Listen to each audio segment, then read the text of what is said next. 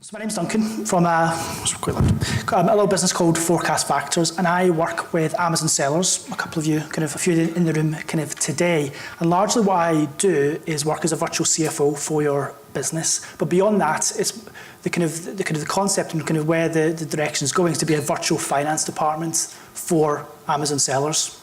Okay, so how did I get into this? To be honest, I fell into this by mistake. So my background is I was a failed footballer or soccer player for the Americans, that didn't work out. So I had to fall back on the thing I was next best at, which was mathematics. So went away, studied mathematics, and out of that created a small technology company. And it was moderately successful, and then ultimately sold it into the UK largest leisure PLC business.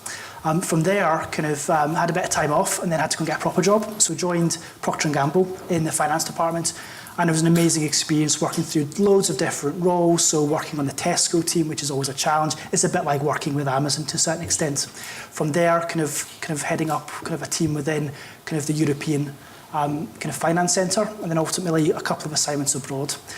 From that, wanted a new challenge, and my wife wanted to move back to the UK. So we set up a small food business. Great product, award-winning product. The economics sucked, so we closed it down. From there, started working as a virtual CFO for a number of businesses, one of which was an Amazon seller, Jim. And then from there, I very quickly realised that there was an opportunity within this space, because what Amazon sellers are very good at is choosing products, launching them, getting them ranking, getting them selling. But where there was a disconnect was, are they always making money on every product they're selling? Which marketplaces are working, which product categories are working. So I basically grown from there. So like I said, where I am now, small little business, but helping Amazon sellers fundamentally help them understand the financials of their business. Okay. I was thinking about how best to use the time. So there's really three things I thought which would be useful for you. As opposed to showing you the service which I do, I thought it would be much more useful for you if I just give you some insights, broadly what I see across Amazon sellers. So three things. Role of the CEO. This may be different to how other people talk about it, but from a finance perspective, how I see the role of the CEO. Also some thoughts on advertising, and then finally the 2 to 5 million gross sales abyss, which we'll talk at the end. So starting off, open to the room, what do all great CEOs have in common? Any ideas? What were your thoughts? Yeah, good. First name Steve. Steve Jobs, I'm just saying. Not me. English. Any ideas? Any thoughts? A great CFO. Leader. Leader. So leader, okay. Visionary. Visionary. I would say focus. Okay. Persistent. Okay, so all good ideas, okay.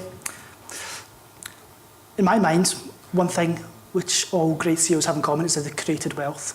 I've never seen a CEO being described as brilliant if they made their business smaller, or they lost shareholder value, or they ended up being poorer as a consequence of that. So does that sound fair across the room? Okay. So, in my mind at least, the number one deliverable of a CEO is to increase the value of the business. From that, there's a whole number of choices around strategy, vision, product, but ultimately, the sum of all their actions should increase the value of their business, and in turn, increase consumer value, so the people who are buying their products have a better life as a consequence of that. Okay. So, in fact, before skipping to that, how do you guys today measure performance? What's the the one metric which you'd use to say I'm doing a good job or doing a bad job? Okay, cash. Okay. Cash in the account. So it's basically bank balance. That's what's here. Any other ideas?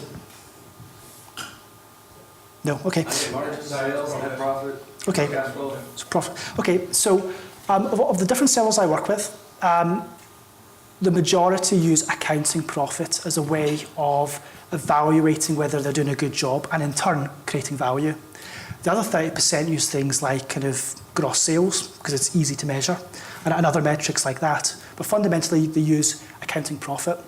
from my point of view, there is a challenge with using that kind of metric. And I'm going to give you a little case study just for a couple of minutes. So, excuse the names, it was my son which came up with them, but using kind of flip-flops, a great Amazon type product, easy to ship, kind of small, etc. And we've got Ben's flip-flops and Jerry's flip-flops. For all intents and purposes, they're exactly the same business, okay? Same products, same gross sales, same cost structure, okay? Following that logic through, let's look at the P&L. They're exactly the same. Operating profit's the same, kind of assuming in the same countries, tax is the same. They're both delivering exactly the same profit. So in theory, these businesses are worth exactly the same, in theory, okay? If you use accounting profit as that metric, okay? Problem is that they're not exactly the same. Jerry's business has got a leaner supply chain. So what does that mean? They have got better forecasting, they can potentially ship in quicker, they've got better turnarounds, etc. And also, it's got better supplier payment terms. So as a consequence of all this, the working capital requirement of that business is a lot less, okay? So what does that then mean? Well, first of all, a better way of looking at the kind of whether you're generating wealth or not is actually economic profit as opposed to accounting profit. And the definition of that is in simple terms, accounting profit minus the kind of the notional cost of capital, what's invested in the business. So let's say, for example, you've got 100,000 of inventory, and on a 10% kind of discount rate, it's going to cost you 10 grand a year to service that. That doesn't get reflected in the P&L today, but it is a real cost of the business if you were to get external capital for the business.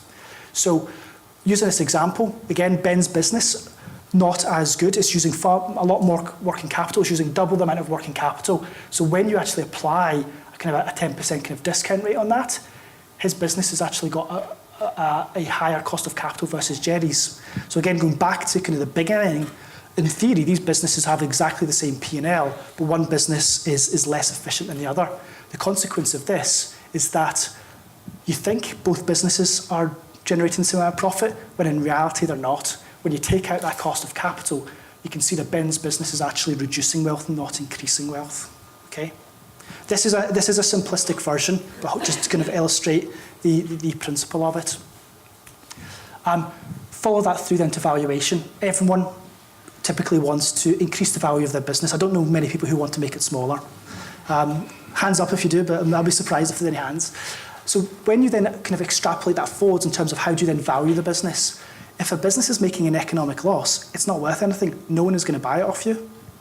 So in this case, again, going back to both businesses have exactly the same P&L, but you'd have to pay me $300 to take this business off this person's hands. Okay? Conversely, I would pay $200 to take Jerry's business off his hands. Okay? So fundamentally, businesses can look exactly the same, but one can be worth a lot more than the other. And it's all down to, so you can't just look at your P&L, you've also got to take into account the kind of the capital required to fund, sustain and grow that business. Okay. So that was talking on a company level, and I know a lot of businesses who are making an accounting profit, but they're making an economic loss. And they're always really surprised when I first show that to them. Okay.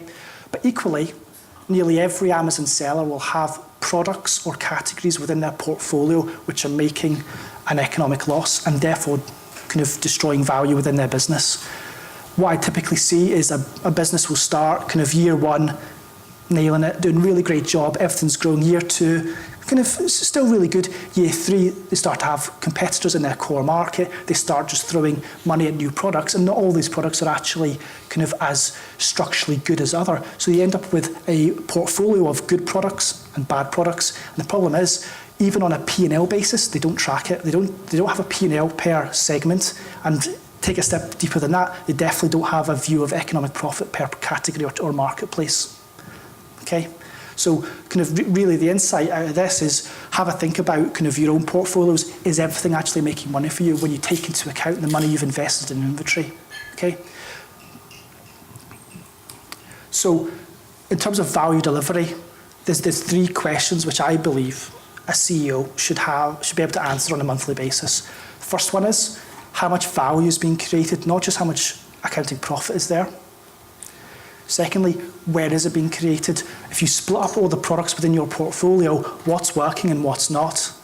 And sometimes it's better just to throw more energy at what's working and grow that, and then scale back what's not working. But equally, sometimes you cannot fix a product or a category, so you just sell it through and move on and get the cash back out and do something new. But then equally, how is it being created? Very few Amazon sellers understand how economic profit is being generated within their business. And really, there's only 3 things you can do to increase the value of business. You can grow your gross sales, improve your margin, or become more efficient. So 3 things, and conveniently, those 3 things can then again be subdivided into another 3 things: gross sales, which is sessions, conversion rate, and unit gross sales. Then equally, margin can be split up into cost of goods sold, advertising, and general overhead. Then finally, asset efficiency. It's basically your accounts payable, accounts receivable, and inventory. How is that tracking? So understanding which parts of your business are actually creating value for you. Typically people have a broad idea that it's the number of sessions which is ultimately creating value, because the more sessions that keep the same conversion rate, etc. But a lot of time it can be conversion rate. Sometimes it is the unit gross sales. But equally, when you look at it on a month-to-month basis, if your economic profit has gone down, why? What's driven it? And if you don't know, digging deeper, what's causing it, whether it's the number of sessions going down, is your conversion rate going down or up, is it gross sales, is it margin, etc. That's when you can actually manage your business on a more granular level and understand what's working and what's not, and what needs to be done as a consequence of that. They're the 3 questions I would expect a CEO to be able to answer on a monthly basis, and if they can't, they should. Taking this a step further, this is very much backward looking. Most Amazon sellers are looking to grow. They're new products, new markets, new marketplaces, etc. If you don't frame those decisions against the value creation fundamentals, you can end up adding bad products to a good business and dilute it, and then ultimately a couple of years later wonder why the cash in your bank is less than it previously was. So what I would suggest is trying to frame, when you launch new products, understand the working capital requirement. If it's a success, I see loads of businesses which launch products and then they run out of cash because it's too successful. So they have to then go get external funding, Amazon lending, etc., because it's successful. Understand what is the consequence of launching those new products. Can you organically fund it through the existing cash in the business, or do you need to get cash before you launch it, so that if it is successful, you can sustain it? Okay. And then finally, the third step in it is looking more broadly, looking at your portfolio of products. And sometimes it's okay to close down part of your business because competition's getting too great, or whatever. Understand what's happening in your marketplace relative to your peer group, and then plan against that. Okay. So. That's the first section in terms of value delivery and the role of the CFO. Before I open it to questions, I'll just fire into 2 other little slides. Here's some this is probably a bit more actionable than previously. This is some thoughts on advertising. So I work with quite a broad spectrum of Amazon sellers, anywhere from typically $1 million a year to 40-ish million a year. So it's quite a broad spectrum. It is a bit of a long tail, so most of them are in that 1 to 5 zone. And run all by smart people. But I sometimes see them trying to scale a losing business model. And it's as a consequence of panicking because the product they first launch is suddenly not the winner anymore. So I'll give you an example. The business can have a product. It is then a load of Chinese own label brands get flooded into the market. They panic. So they then start doing coupons. Then they also start investing in advertising. They're fueling, by spending on advertising, whilst also giving coupons away and potentially reducing pricing, you're investing behind a product which has fundamentally different unit economics now. And it's a common mistake. And you get into this tailspin where you're basically throwing good money after bad. Okay? Second one is when you spend on advertising. In fact, let me back up for a second. I'm not against advertising. I love advertising. I love advertising which works. So what I don't like is advertising where it's just basically handing money over to Amazon and you're not getting anything in return. And what I'm increasingly seeing is that gross sales are not necessarily correlating with advertising spend. So I can think of two examples. We spoke to one business this week and another business last week, and they had sales change by over 100,000 a month, and advertising spend was exactly flat. So I'm sitting there thinking, you know that you're wasting money on advertising spend. And the old expression is, everyone knows advertising is wasted. Half of advertising is wasted, they just don't know which half. And this is kind of a great example of it. So what I suggested to them was turn off advertising. And can you guess what happened? Okay, that's not strictly true. Gross sales did go down. It went down from maybe 300,000 a month to about 290. So, what were they spending on ads? All in, so the minimum of 30,000 a month, and they were also paying a team to manage it. So they're paying, you know, the kind of marketplace clicks and all these other kind of services. It wasn't necessarily specifically marketplace clicks, but that type of business. They were paying, I think it's $2,000-3,000 a month for it to be managed. So they're paying $3,000 for a team to waste $30,000. So my feedback was, first of all, neither of us knew what exactly would happen, but I was fairly confident there wouldn't be this kind of disastrous effect on the business. And as it played out, it didn't. However, context is that you could argue that there is a time delay between turning off advertising and then kind of revenue going down. But for such a for such a big decrease in advertising and seeing such a tiny decrease in revenue, the argument is that there's definitely waste within advertising. So the action isn't necessarily to never advertise ever again, but it's just to be bloody sure kind of what's working and what's not by stack ranking, kind of by ACOS. When they looked at it, they were spending potentially anything up to 80% on ACOS. You're never going to make money on that. Even if there's this belief that you're going to get organic traffic as a consequence of page rank, etc. In my mind, it was a colossal waste of money. Linked to that, I see other businesses who spend less on the kind of PPC type advertising, and they spend more money on brand building and content. When I think about kind of my kind of P&G days, we would spend a lot of money on developing really good adverts. It could cost maybe 100, 150,000 to develop an advert, but once it's created, you can continually leverage it. So what I've pushed a couple of businesses to do, because I've seen it work within other Amazon sellers, is throttle back your PPC spend, and you could save maybe 10, 15,000 a month. Spend that for a month or two developing content, and then you can continually leverage it for 12 months. So in a kind of a corporate world, you develop a set of adverts and you will use them again and again for 12, 18 months. Why not do the same thing with an Amazon seller in terms of kind of building out a brand, get kind of good quality content which you can post for free on Twitter, Facebook. You don't have to do kind of the ad side of it as well, where you pay for it. And that comes from one business which I've worked with, who are incredibly good at content creation. And as a consequence, their advertising spend is pretty much flat, and they've gone from 4 million a year to about 8 million a year. So they're leveraging, and it's scale as opposed to growth. So that's just a couple of thoughts on advertising.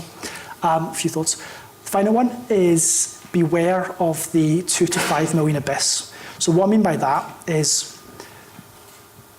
a typical Amazon seller I work with, year one's amazing. Quit the job, focus on Amazon. Year two is good. And then as soon as they get to the point where they get above kind of $2 million in gross sales, and between 2 and 5, they are typically still trying to do too much themselves. And they because it's been so good for the first couple of years, they believe it will continue. Like, history will repeat itself. Not to say it's lucky, but they've been kind of talented to find the right product. And the reality is abnormal returns aren't sustainable. So I can think of a couple of examples where businesses would have 50% net margins. Kind of life is good, turning over a couple of million, kind of life's great. It doesn't take long for other people to spot the opportunity, and then they will come into that place. So when they get down to, say, 20% margin, they feel like they're doing a terrible job. They're not doing a terrible job, it's just the life cycle of business. You need to keep moving forward. Linked to that is don't be precious. Just because you've launched a product that's been really successful, it might not be successful 2 years down the line. Don't keep it if it's not working for you. Keep moving the business forward. Even if you've got a sub-brand within your kind of umbrella company, consider selling it if it's just not a focus or it's not kind of generating the same level of returns. Get the money back out and then reinvest it in. And then the final one, which is a big one, is up until roughly about $2 million a year, you can do most of it yourself with help with contractors and kind of customer service reps, etc. Beyond that, there's just no way you can do everything yourself at that point. And also at that point, if you're turning over $2 million, you can afford to bring in help, whether that is external or you hire people or you use contractors or kind of more skilled contractors.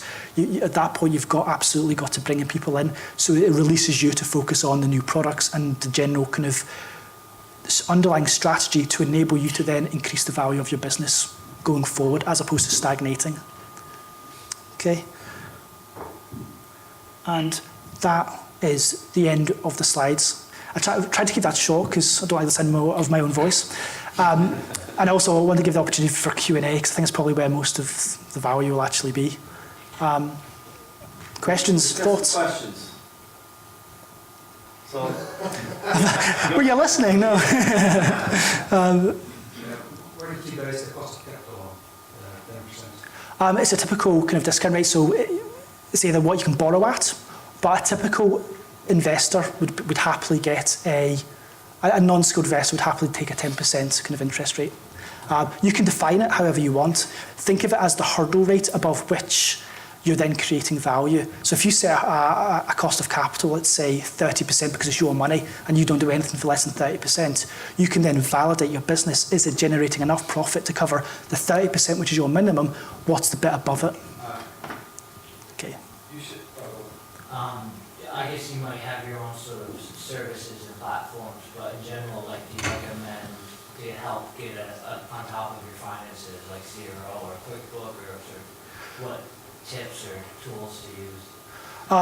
Well, I've got a relatively kind of integrated service, but frankly, I presume you've got a CPA or an accountant. Sorry, America. You've got an accountant.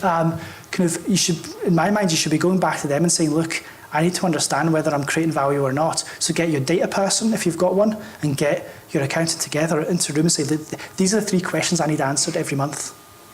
Go and make it. And if they can't, obviously I would happily have a conversation with you, but that's not really the purpose of this kind of presentation. It's more about kind of hopefully I'm giving you an alternative view of how to look at your business. But platform-wise, as I recall, you prefer Zero. Or are you agnostic? I don't know. Well, I use Zero, but I'm relatively agnostic. Generally, accountants are agnostic, but some of the stuff. So, as you guys know, we have kind of we don't come up here and pitch and things like that. So he's being very careful and cautious. So as you have details you want to dive in, that's the time to do it after hours. But some of the stuff that I've seen that you've integrated with your Zero into some of the value adds that you do are pretty cool, right? It kind of combines some of the stuff we saw today. And so it's worth a conversation for you guys to kind of understand that at the right time. Who else has questions? You mentioned about a company that was doing content creation. Was that one of the guys, is that an Amazon seller or was that an external company only using content creation? It was an Amazon seller who... They were doing it themselves? Oh, sorry, right. They were... It's a combination.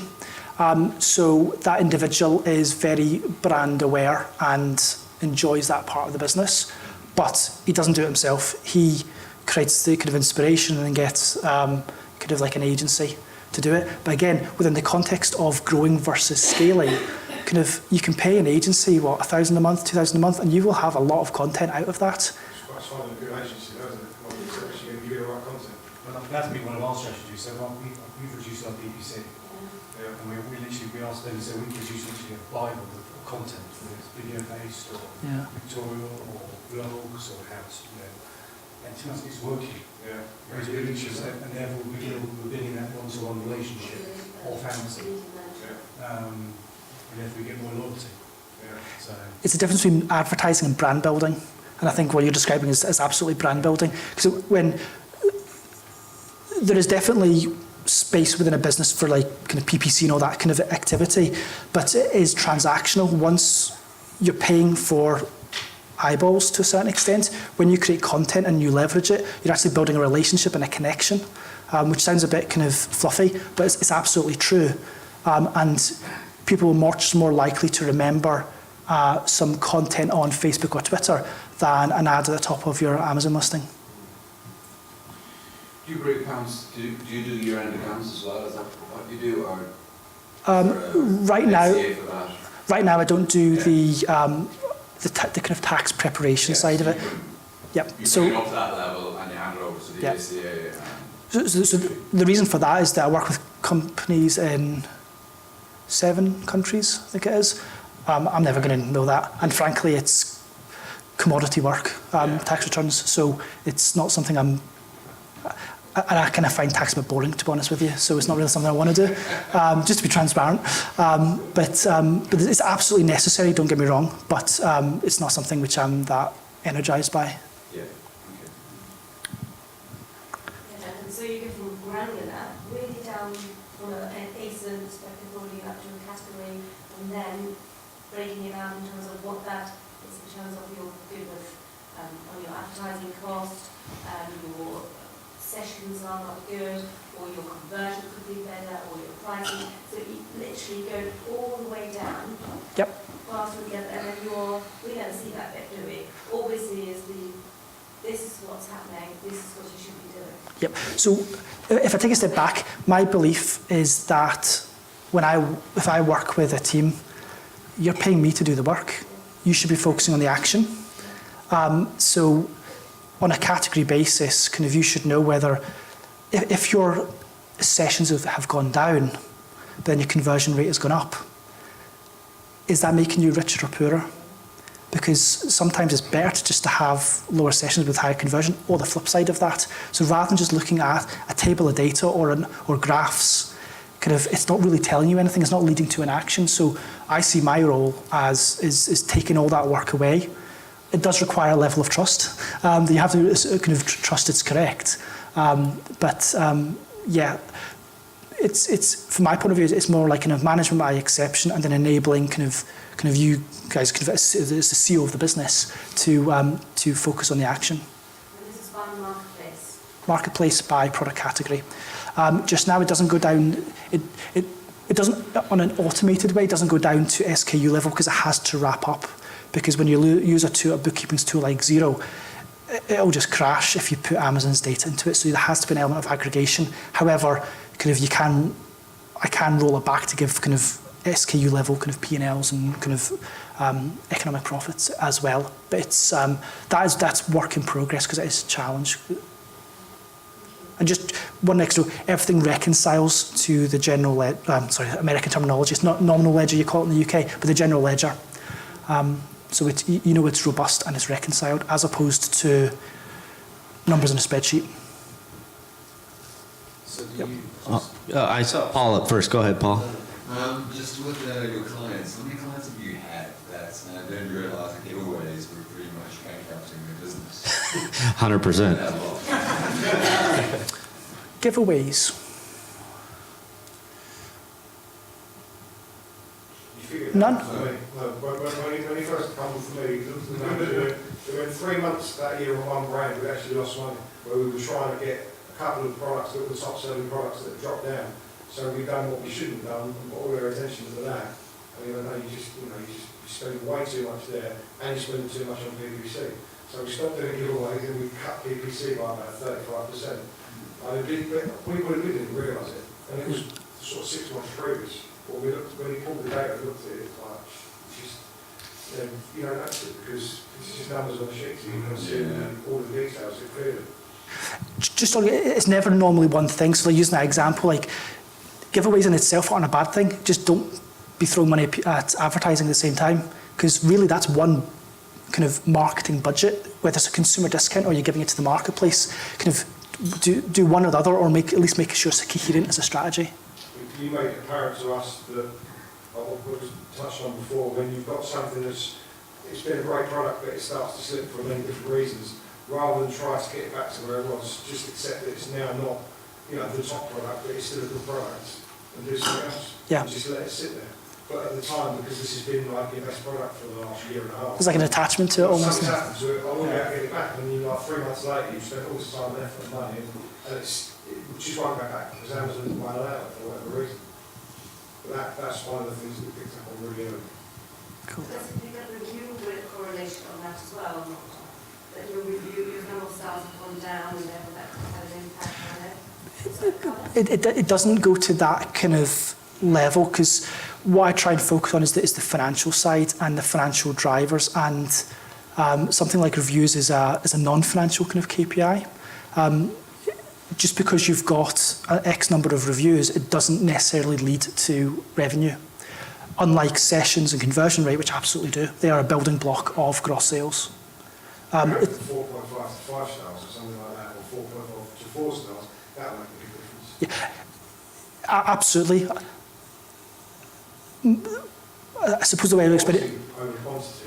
Yep. So the answer is it absolutely does make a difference, but from what I do, I don't necessarily go to I don't kind of make that stretch. That's more like a spot piece of analysis, or use one of the other kind of tools which are on the market. Really, from my perspective, a virtual CFO type person goes, hey, this product economically sucks. Go figure it out. Yeah. And now if he knows the reason because of capital, or you're ordering too much or giving away stuff, that's fine. But otherwise, it sucks, and then you have to figure out what the cause is, and it's either solvable or it's not over some period of time and testing.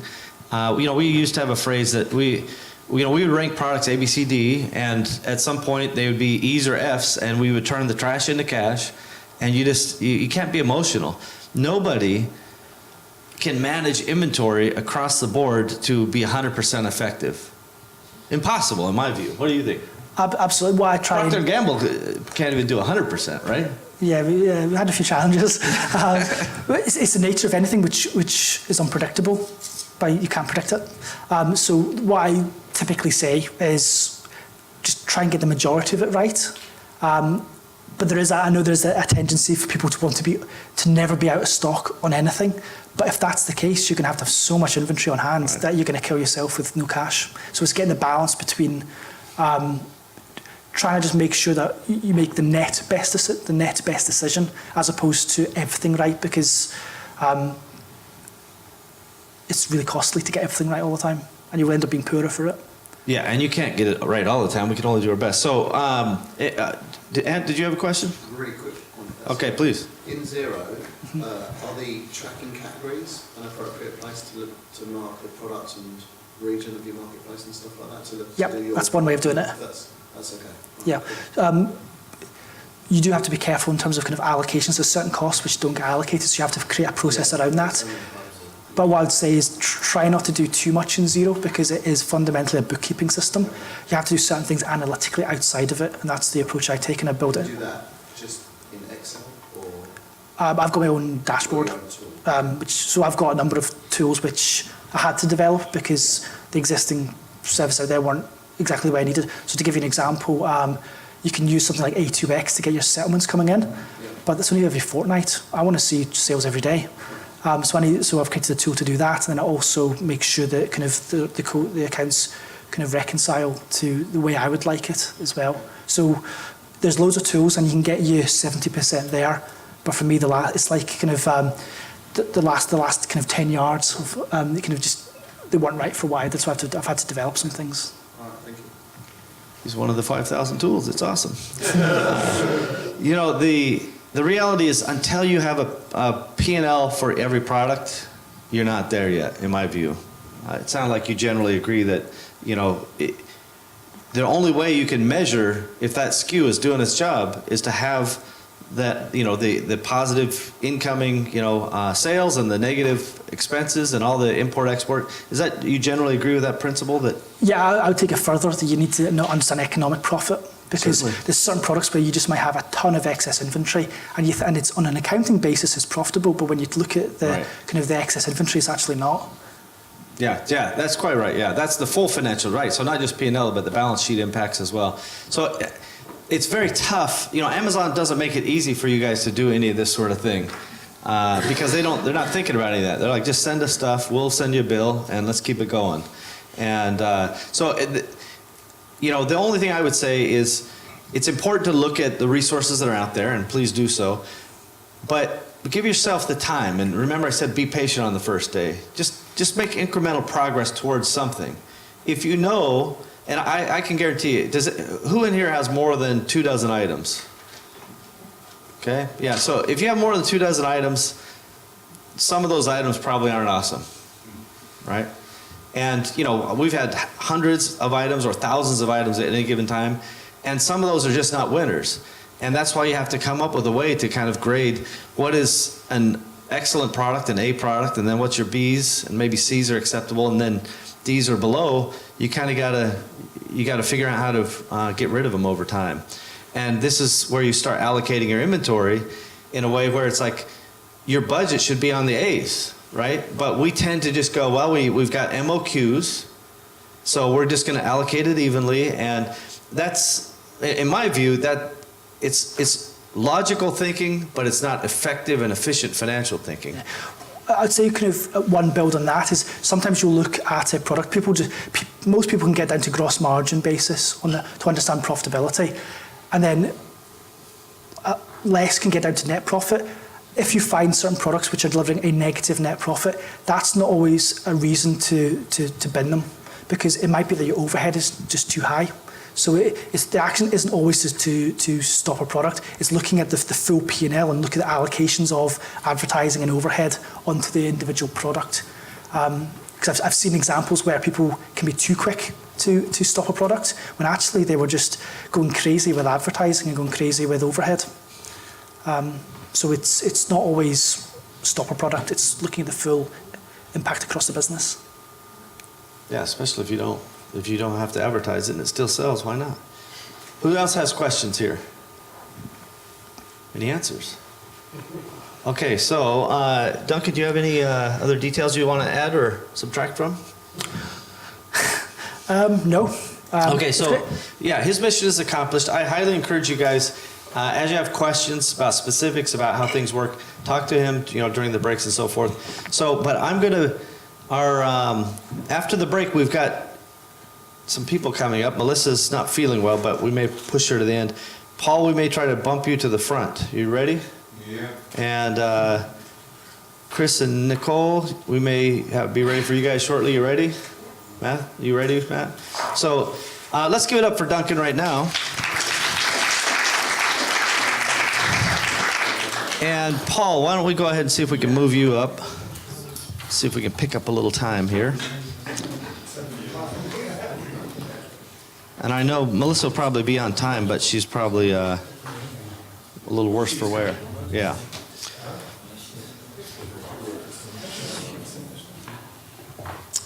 Yeah, so I can tell you there have been many products where we have had either excessive spend on the advertising, or we've had too low of margins.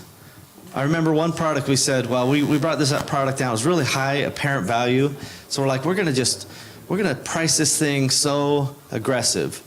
And we basically priced it really aggressive, and it did not sell at almost any volume. And we just didn't understand. And so we just raised the price and just put it back to kind of our normal set margin price. And it started selling. And we're like, this is weird. And then we're like, do you think when we priced it too cheap, do we think people just didn't believe that it could be a good quality, high apparent value, but there was an inherent part of their mind that said, no, this can't be good, it's so cheap. You all right? I used the software for comparison sites, so we actually saw what happened. Yeah, tell me. Usually they don't pick the cheapest. It was second or third seller, because especially if the difference is big, they don't believe it. They don't believe it, that's right. Yeah. Or it has to be a very strong brand. Yeah, so this is the fundamental point, is sometimes I say that we try to buy stuff with our own wallets.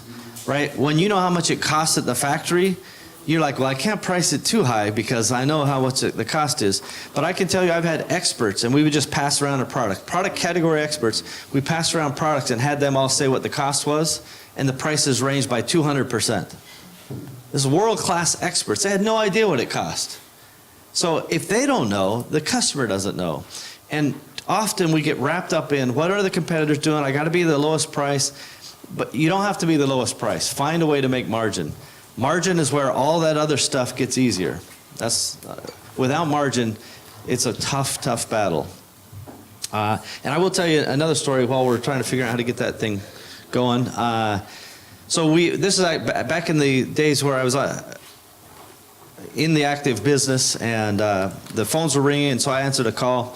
So I like to do that. I like to interfere sometimes. And the customer, I told her about one product, product A and product B, and one was priced, at, let's say $2, one was priced at $1, and one was private label. We made a ton of money on it at the lower price, and the other was the $2, call it mainline brand. And I explained everything, very agnostically. I didn't push one way or the other. I did everything right. And I was a noted author and, could tell everybody about this product, and I did it in just the best way I could. And at the end, she's like, okay, yeah, I'll take the $2 product. So, of course, we write up the sale and we get it done, and I'm like, why'd you buy the $2 one instead of the $1 one? I just told you, basically, it's as good or better than the $2 one. And she's like, how good could it be? It was only $1. And it was a very important lesson to learn. Okay. Okay, so that's another example of me learning the same lesson. So here's a third example. So I bought this company, and this is, again, kind of the old days, where I just had I need to be the low price guy because I'm buying with my own wallet. I have no money, so how could anybody else have money? So I bought this company. It was a flooring store. This is back in 1991. And I came from a little store I already owned to a real fancy store in downtown Bellevue. So this is the posh area of town, right? I don't know, Kensington or Westminster. This is where I go in, and it is just a really nice place. And I'm looking at the prices of this stuff, and I'm like, oh, this place is outrageous. We got to lower the prices first thing.